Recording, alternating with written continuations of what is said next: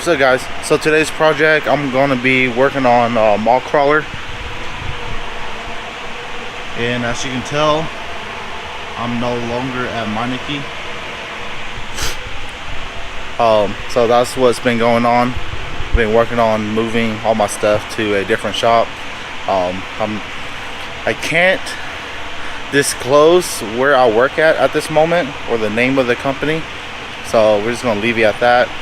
So the lift kit I'm putting on is going to be Dobinson's. This is the standard kit, 2.5 inch. I'm doing the front. Let's see. I believe those are the front shocks. These are the rear shocks, and then that's the springs. So yeah, that's what we're doing. Putting the lift kit on, and then I'm going to be fitting the 35s on it also. Alright, so showing you guys what I'll be doing. Some of this stuff is going to be a separate video. I will be knocking everything out today, but I'm going to split it up for different series, I guess you call it. So while I'm at it, I'm doing both new lower ball joints. These are Detroit axles. I ran a lot of their products and no issues, so I like them. I'm gonna give them a shot. I'm doing valve cover gasket. This is the diff drop for the front. It drops down your front differential. I believe it was, yeah, it's 1 inch. These are the hardware and bolts for it. To fit 35s, I do need to run spacers. These are 1.25 inch, made by OWT.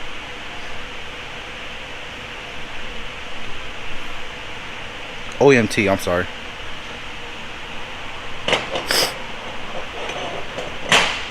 And then I'm doing spark plugs. These are just NGK V powers, just a standard replacement, copper.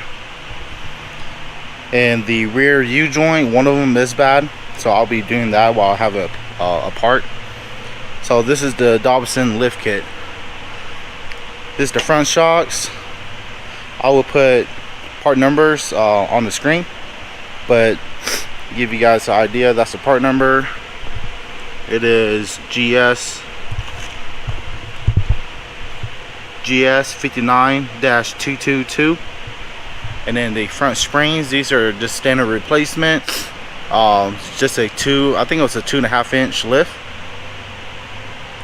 They are C59-276 springs. And then I am replacing the top hat. These are brand new from Dobinson also. They are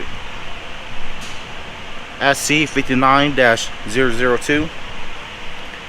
And then the shocks, let's see the part number. The part number GS 59-225. And then the biggest difference is these are the variable rate springs. These are 200-pound springs. Variable rates means this section right here is a different spring rate than the rest.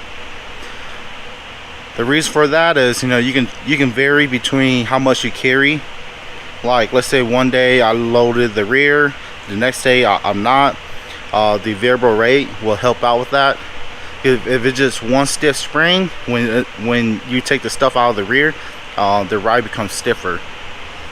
So like I said, these are variable rate. They are was it C59-137V. So yeah, I got a lot of stuff going on. These are the 35s I'm running. They are on these stock 4th gen SR5 wheels. These are BF Gurish KO2 315/17, and that's basically the metric size for 35 inch tires. So let's see, one thing I'm missing is the rear bump stop extension. I have a Toy Tech one. I don't remember where I put it. It's either in 4Runner or at home, but I can install that later. I thought it was here at the shop, but apparently it's not. Alright, you guys enjoy. So I did end up finding them. So these are Toy Tech. These are I think it was 2-inch. Yep, 2-inch rear bump stop spacers. The reason why you run these because the big 35s without those, when I'm fully flexed, it'll push the rear tire up into the fender well. So the bump stop spacer will help out with that. It'll stop the axle from traveling up too far and hitting your fender well. So, all right, we shall continue.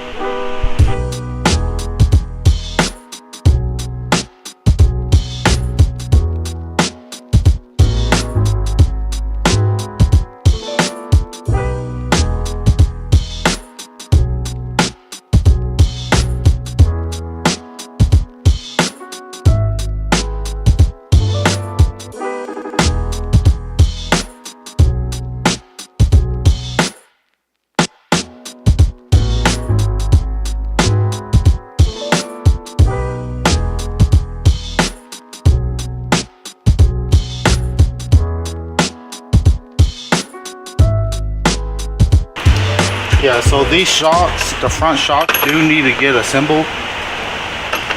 So that is what I'm doing right now.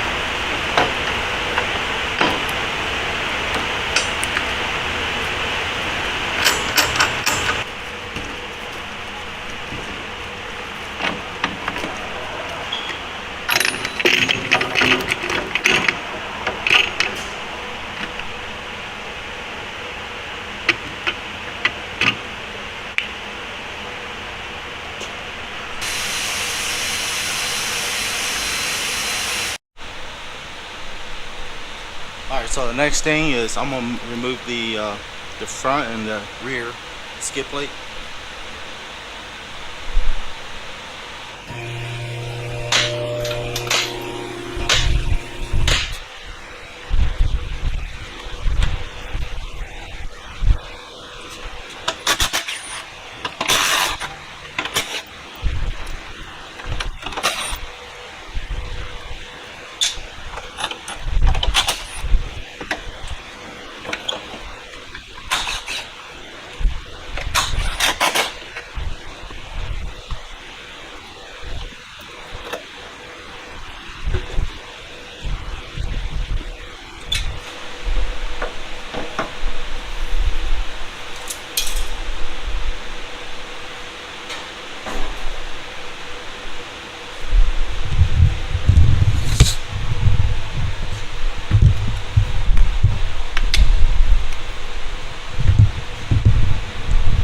And then the next thing is to loosen up the low control arm bolts.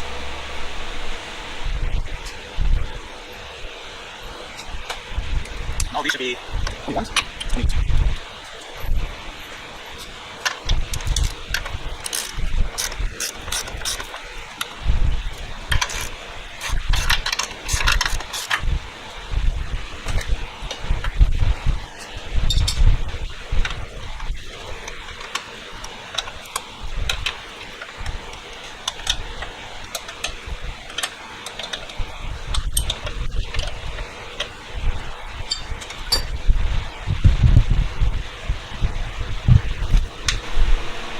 The next thing is to loosen up the bottom shock bolt.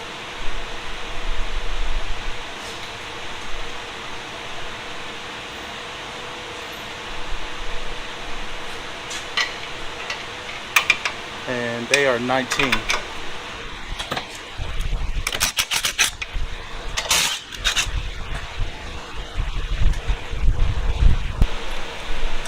Actually, so I'm gonna come back to that later. I'm gonna take off these 14s for where it goes to the ball joint to the spindle.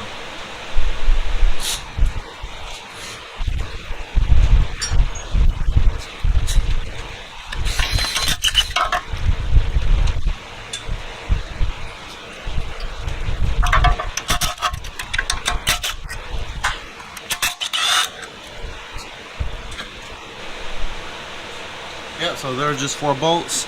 With those bolts removed, the spindle's free. Next thing is to take off the lower shock bolt all the way.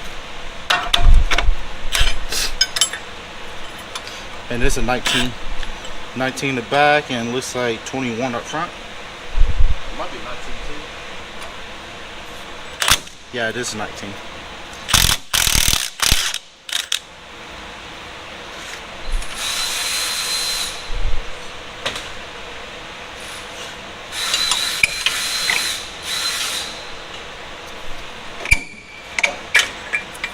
There we go. Alright, and then you gotta take the 3 bolts on the top of the strut or the strut. They are 14 mil.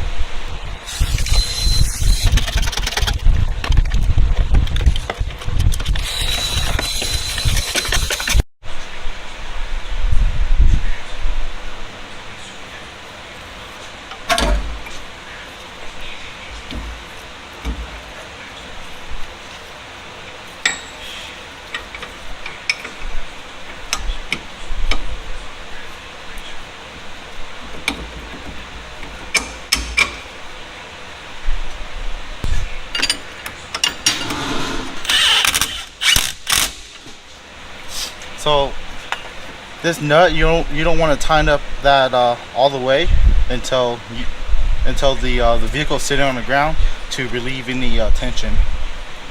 So I'm doing alignment on this after I'm done. So I'll fully tighten this nut and these down here once the alignment's done.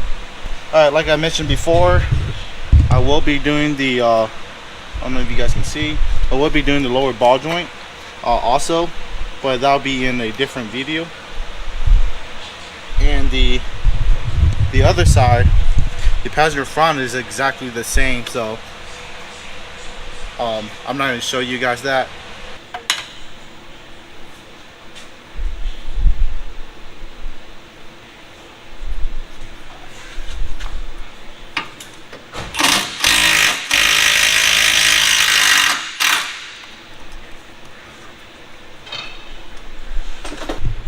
Alright, so how this is set up, you have the bolt. Make sure you put the washer on the bolt, and then you take the bump stop. Let's see. Yep. You take the bump stop, you put the bolt through it, just like that, and then this goes onto here. You see how that has the like a hook style or a curve right here? That goes right here on the bump stop, just like that. You see the lip right here, that goes up.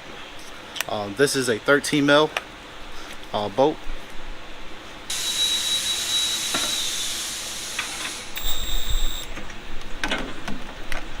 Alright, so I'm just going to get it started, and I'm going to put some Loctite on it.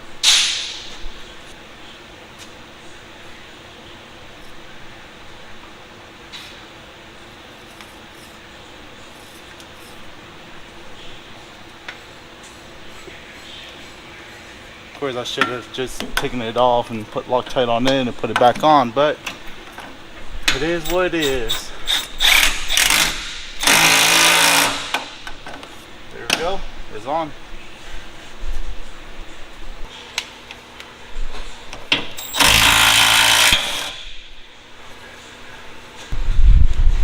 So, of course, to my luck, the bolt snapped off in there.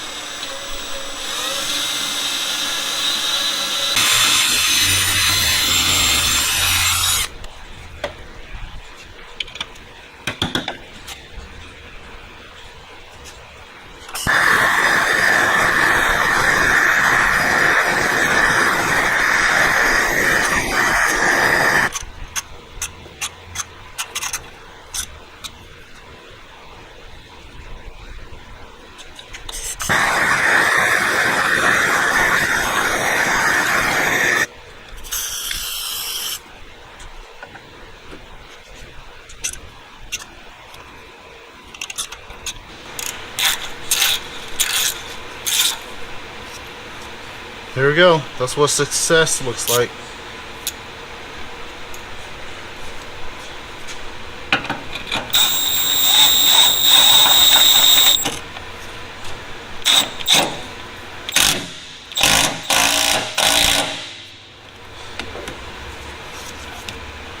Alright, so moving on to the rear. The first thing you want to do, usually you want to take off the sway bar inlink from the body.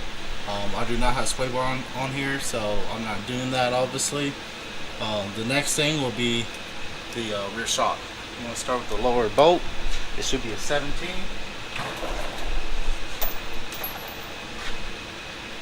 Yep.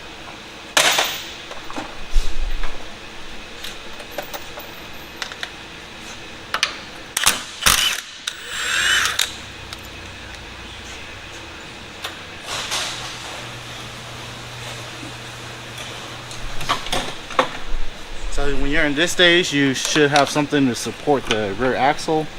I have this pole jack right here to do that.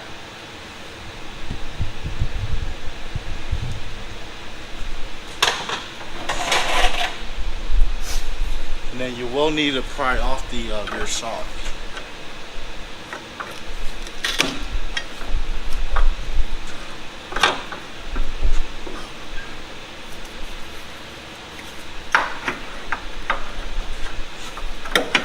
Just like that. This bushing looks like it's stuck in there. I'll play with that in a little bit, see if I can get it loose. I'll be back when I start on the rear lift kit.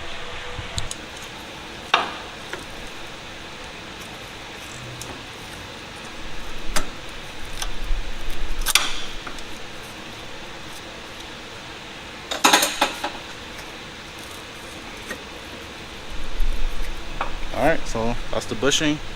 One of the bushing, there's two of them.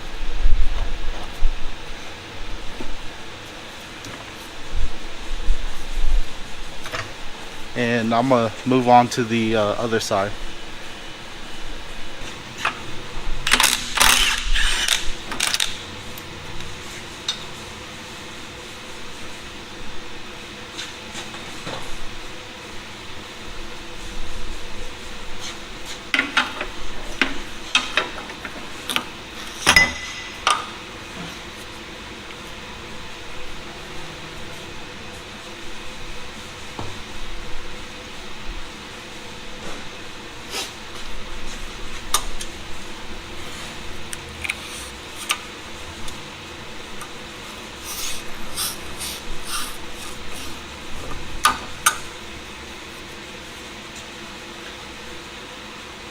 Loosen up the e-brake bracket right here.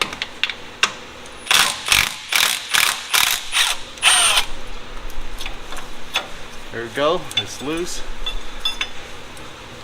And this is the brake hose. That's still plenty of slack, so I'm gonna leave that alone.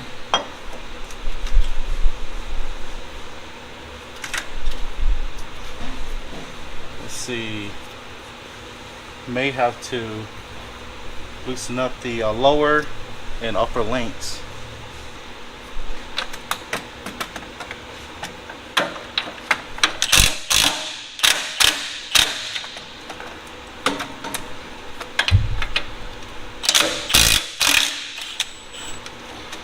Yep, so you just want to crack them loose. You don't have to take them off.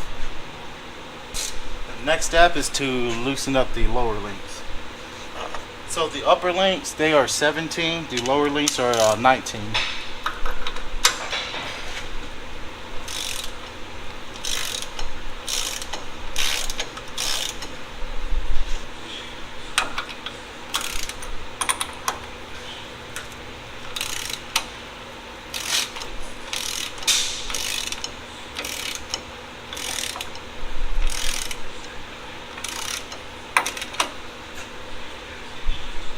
And let's see, because I'm going to loosen up the pin hard bar also.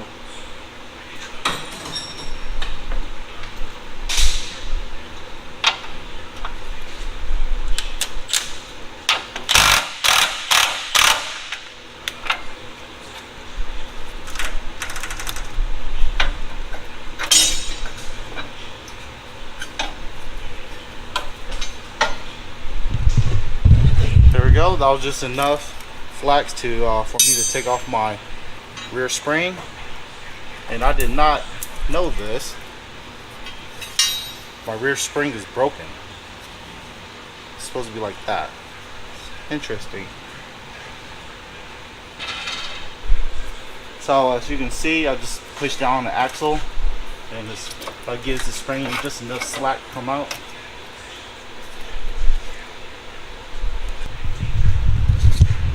And then from here, it's a perfect time to replace your shock because nothing's in the way. Mine is pretty rusty, so I'm not going to do that. I'm not going to take the nut off. I'm just going to cut it right here, and the top piece and then the shock should separate, and I just pull it apart. Same thing for the other side, which is right there. So you do need to reuse these. They're kind of like a bump stop and also like a spring keeper to keep it in place.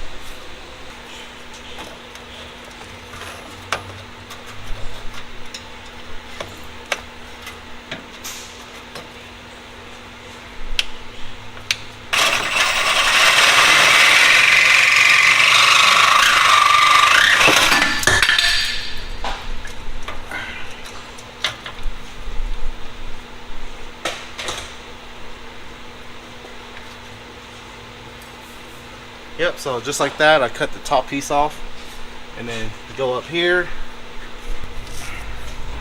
and that's the other half.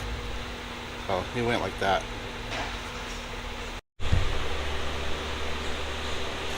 Alright, so I got that side spring in, this one's next.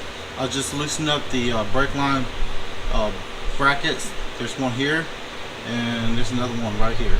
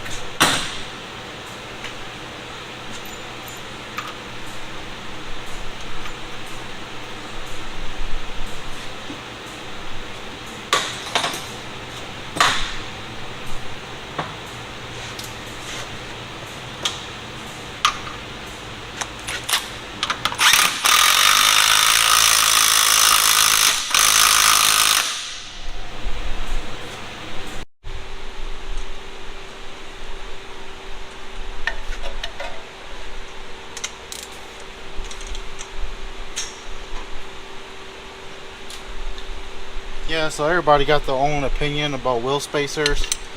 Me personally, I mean, I ran them on multiple different vehicles. No issue for myself. The most important is to make sure you use Loctite and that you torque them to spec.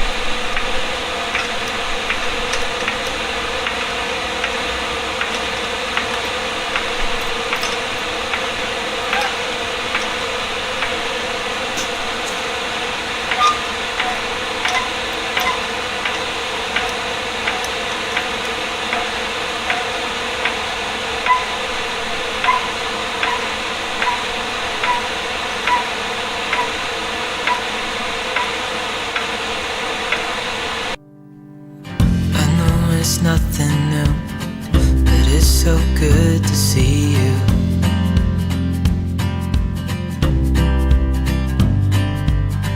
We do this every day, and I'm still so amazed.